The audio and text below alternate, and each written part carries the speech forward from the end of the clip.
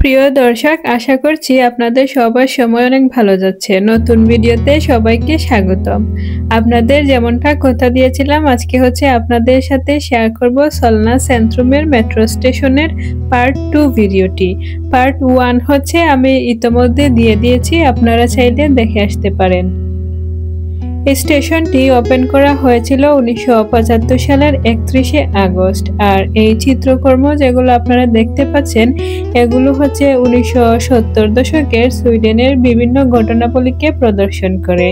আর এই চিত্রকর্মগুলো চিত্রিত করেছেন চিত্রশিল্পী আন্দাস ওবারি এবং কর্ড উলভ বিয়র্কমান। কিন্তু ওনারা হচ্ছে সুইডিশ, তাই জন্য হচ্ছে নামগুলো আপনাদের কাছে অনেকটা অচেনা লাগতে পারে। এই স্টেশনটিকে দেখে মনে হচ্ছে এটি একটি লাল গুহা, তাই না? এই লাল রং হচ্ছে চিত্রশিল্পীরা সন্ধ্যার আকাশ থেকে অনুপ্রাণিত হয়ে নিয়েছেন। এই স্টেশনটি ইউলস্তা এবং তিয়া সেন্ট্রালের মধ্যে সংযোগ স্থাপন করে। ইউলস্তা হচ্ছে সুইডেনের একটি জায়গার নাম, আর তিয়া সেন্ট্রালেন আপনারা অবশ্যই জানেন, কারণ হচ্ছে আমি তিয়া সেন্ট্রালেন বা তুনেলবনা এর ভিডিও অলরেডি দিয়ে দিয়েছি, যেটা একটা মেট্রো স্টেশন। আপনারা চাইলে দেখতে পারেন। তো আপনাদের হচ্ছে অনেক কাছ থেকে দেখালাম। এই মেট্রো স্টেশনের বিশেষত্ব হচ্ছে এটি হচ্ছে সলনা সেন্ট্রুম শপিং সেন্টারের কাছাকাছি এবং আবাসিক এরিয়া, যেটা এখানে হচ্ছে যে অনেক মানুষজন, তারপর হচ্ছে যে মার্কেট বা বাজার যেগুলো দোকানপাট, এগুলো হচ্ছে অনেক আছে। এই স্টেশনটি এই এরিয়ার মানুষের জীবনযাত্রা অনেকটা সহজ করে দিয়েছে।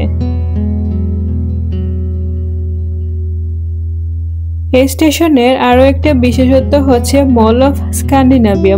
মল অফ স্ক্যান্ডিনাভিয়া কিন্তু সলনাতে।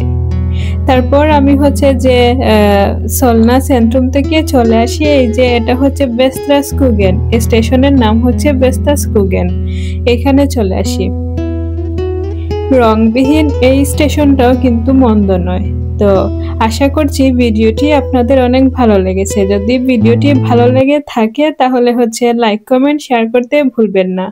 আর আপনাদের যদি সুইডেনকে ঘিরে কোনো প্রশ্ন থাকে তাহলে হচ্ছে আমাকে জানাবেন, আমি হচ্ছে জেনে উত্তর দেওয়ার চেষ্টা করব। তো দর্শক, কথা হবে অন্য কোনো ভিডিওতে। সে পর্যন্ত সবাই ভালো থাকবেন আর নিজের খেয়াল রাখবেন।